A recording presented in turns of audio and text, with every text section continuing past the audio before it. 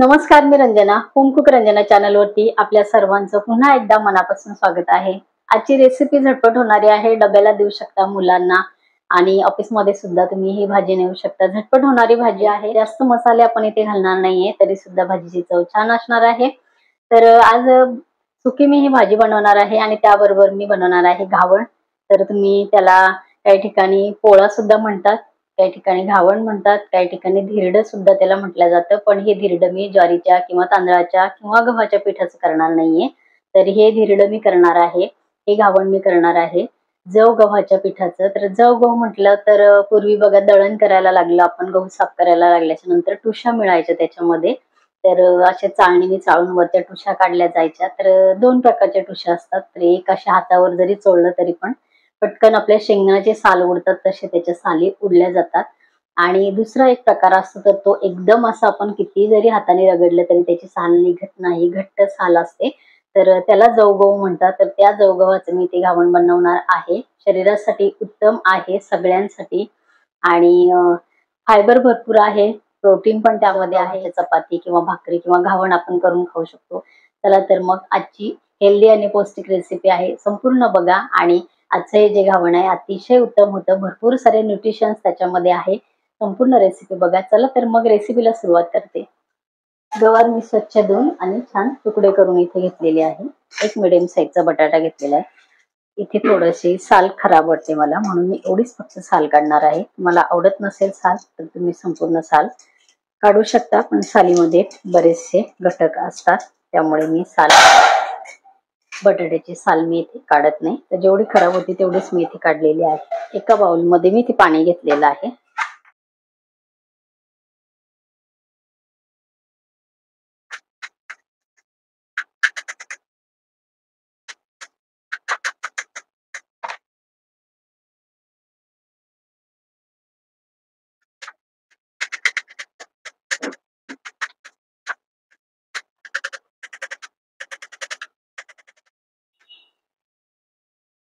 एक मिडियम साईजचा कांदा मी इथे कापून घेते. कांदा बारीक कापायचा आहे.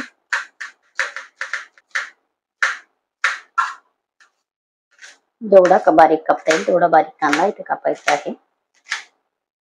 भाजीचं प्रमाण तुमचं जास्त असेल तर तुम्ही कांदा जास्त घेतलात तरी सुद्धा चालेल. इथे मी भाजी फार करत नाहीये त्यामुळे कांदा मिडियम साईजचा मी इथे घेतलेला आहे.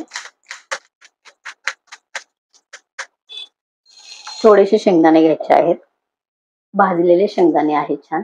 साल मी काढलेली नाही, आवडत नसेल तर तुम्ही काढून घेऊ शकता. जाडसर कुटायचे आहे, एकदम बारीक नाही.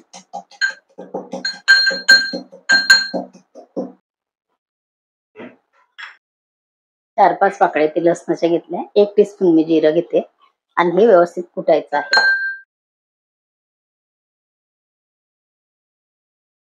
कुटताना जिऱ्याचा छान वास सुटतो इथे. तर ह्या पद्धतीने थोडस कुटून घ्यायचं आहे. लसूण कुटून झालेला आहे. थोडेसे मी ते स्वीट कॉर्न घेतलेले आहेत. एकाच वेळेला जर आपण एक पूर्ण मका जे कणीस असतं ते खाल्लं तर भरपूर साऱ्या कॅलरीज आपल्या शरीरामध्ये जात असतात. तर तेही योग्य नाहीये. पण असं भाजीच्या स्वरूपामध्ये, भाजीमध्ये टाकून किंवा पदार्थांमध्ये टाकून जर आपण थोड्याफार प्रमाणामध्ये याचा यूज केला, सिजनेबल आहे, तर त्याच्या आपल्या शरीराला घटक मिळतात. तर इथे मी थोडेसे स्वीट कॉर्न घेतलेले आहे. कढई मी लोखंडी ठेवलेली आहे गॅसवरती. 2 टीस्पून मला घालायचं आहे तेल. तेल व्यवस्थित आपल्याला गरम करायचंय. तेल गरम झालेलं आहे. अर्धा टीस्पून मी राई घातलेली आहे. बारीक राई आहे, ती गावरान राई म्हणतो आपण, ती राई आहे. अर्धा टीस्पून घातलेलं आहे जिरं. कांदा आपल्याला घालायचा आहे.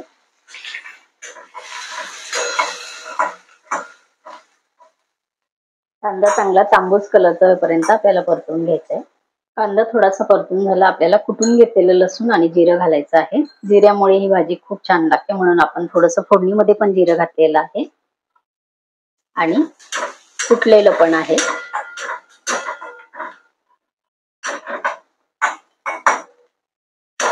कांदा आपल्या इथे मस्त झालेला आहे. स्वीटकॉर्नचे जे दाणे आहेत ते मी इथे टाकले. 2 चिमटे आपल्याला घालायचं आहे हिंग. अर्धा टीस्पून पेक्षा कमी आपण घातलेली हळद. शेंगदाणे आपले भाजलेले आहेत, त्यामुळे आपण नंतर घालणार आहे. अर्धा टीस्पून घातलेले आहे लाल तिखट, मिरची पावडर, शेंगा आणि बटाटा कापलेला आपण इथे घालून घेऊ. बटाटा तुम्हाला कुठल्या कारणामुळे चालत नसेल तर तुम्ही स्किप केले तरी चालेल. गवारीची नुसती गवार घेतली तरी सुद्धा चालेल. गवार बटाट्याची ही मिक्स भाजी खूप छान लागते. मला चालत नसेल तर तुम्ही बटाटा घालू नका. चवीपुरतं घालते मी. दाण्यांचा कूट घालायचा. व्यवस्थित आपल्याला मिक्स करायचं. गॅस आता आपल्याला कमी करायचा आहे आणि ताटामध्ये आपल्याला पाणी टाकायचंय. अर्धा ग्लास मी पाणी टाकलेलं आहे. गॅस कमी आहे. पाणी गरम होऊ द्यायचं आहे आपल्याला. इथे पाणी आपलं असं व्यवस्थित गरम व्हायला पाहिजे. एकदा भाजी आपण मिक्स करू. सुकी भाजी बनवायची आहे, त्यामुळे अंदाज घ्यायचा आहे की आपल्या भाजीला किती पाणी लागणार आहे.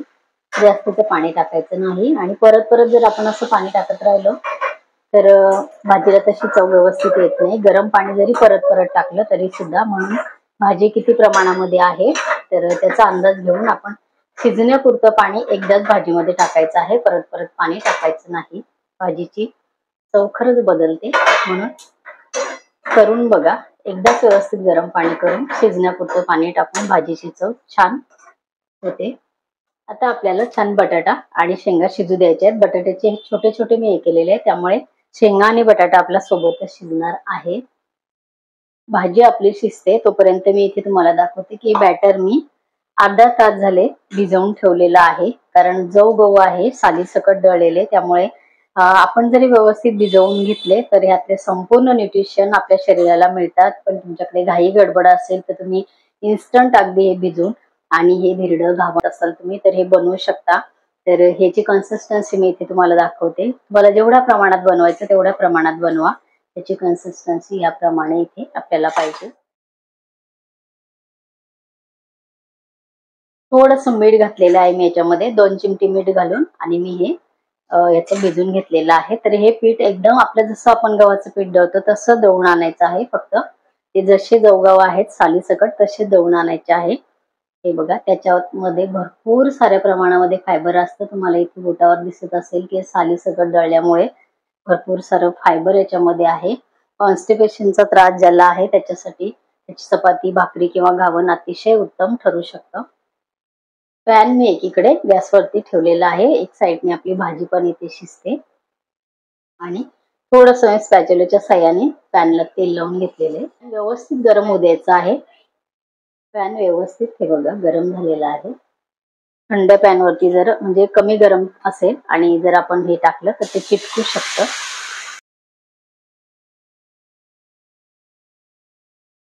व्यवस्थित पॅन गरम झाल्यानंतर आपल्याला इथे घावण टाकायचं आहे. खूप पातळ किंवा खूप जाडही हे ठेवायचं नाही. चमच्याने टाकल्यावर ते सगळ्या साईडनी व्यवस्थित पसरतं आणि अतिशय खायला पौष्टिक आहे. चवीलाही छान लागतं आणि भरपूर सारं फायबर याच्यामध्ये आहे. तुम्ही जर सर्च केलं तर तुम्हाला ह्यामध्ये काय काय आहे ते सगळं दिसेल. गुगल सर्च केल्यानंतर तुम्हाला याचे फायदे दिसतील. तर आपण चपाती भाकरी खातच असतो किंवा भाकरीचे घावण पदार्थ करून खात असतो. ज्याला भाकरी आवडत नाही त्यांनी गव्हाच्या चपातीला हे ऑप्शन छान आहे. भाजी पण आपली मस्त इथे शिजलेली आहे.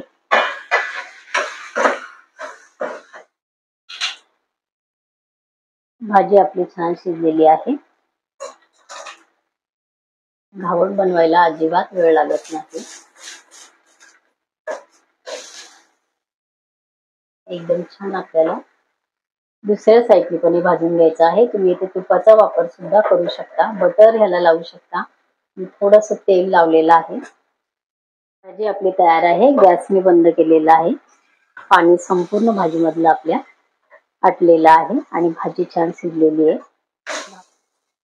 हे बघा, एकदम छान सर्व बाजूनी आपलं घावण दोन्ही साईडनी छान तयार झालेलं आहे. तर या प्रकारे सर्व घावण मी इथे तयार करून घेणार आहे. 4 इथे घावण आपले तयार झालेले आहेत.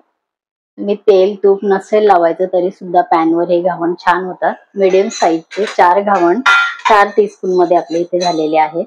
नक्की करून बघा. भाजी आपली इथे मस्त तयार आहे.